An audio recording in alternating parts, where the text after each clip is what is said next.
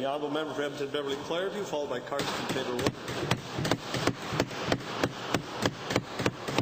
Mr. Speaker, yesterday a national research report confirmed what many women in this province already know.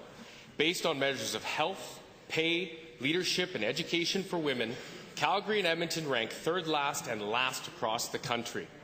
Women in these cities earn between $17,000 and $21,000 a year less than men. To the minister responsible for the status of women in Alberta, oh right, we're the only province without one. To the jobs minister, why does your PC government do nothing while women's equality in Alberta lags further and further behind? Associate Minister. This question, and perhaps point out the fact that, Mr. Speaker, I have women's issues in my portfolio. I'm not sure if you knew that. One of the things I think is important to mention is that preliminary work has been undertaken by this government in developing a women's equality and advancement framework. I'm not sure if you know about that, but we had made the announcement, and it's certainly out there. I would be delighted to give you all of the details. First supplemental. Well, that's fabulous, Mr. Speaker. I wonder how quickly that's closing the income gap.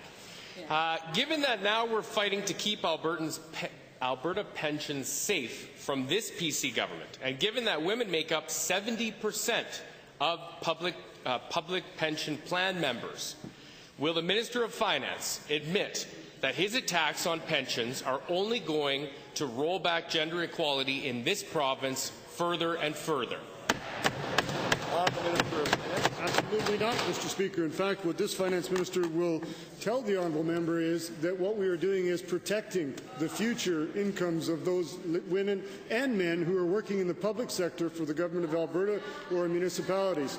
If we do nothing, Mr. Speaker, if you do nothing like other jurisdictions have done, New Brunswick, PEI in the years past, then you will be facing a situation in the future where those individuals may actually see their pension promise reduced, and that's exactly what we are trying to avoid, Mr. Speaker, by taking action today. That's leadership, Mr. Speaker. Final supplemental. Thank you, Mr. Speaker. A reduction in benefits is a decrease in pay there, Mr. Minister. Given that addressing gender inequality isn't just about encouraging words or celebrating a day, and given that this government has failed to deliver on things like full-day kindergarten and childcare that would remove barriers to full-time employment for women.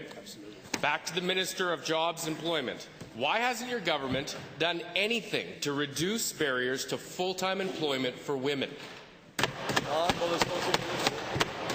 Again, Mr. Speaker, I thank the member for the question. You know, we have vital work that we need to do in this province. This government has recognized that we need to do that work.